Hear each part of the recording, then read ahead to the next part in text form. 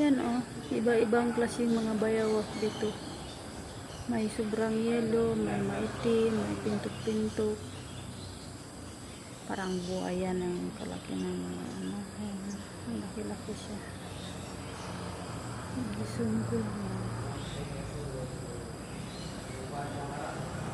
Yan kasi oh, dyan. Ayan siya. Dyan sa dulo niya, tubig na yan dyan, maliit na parang irrigation.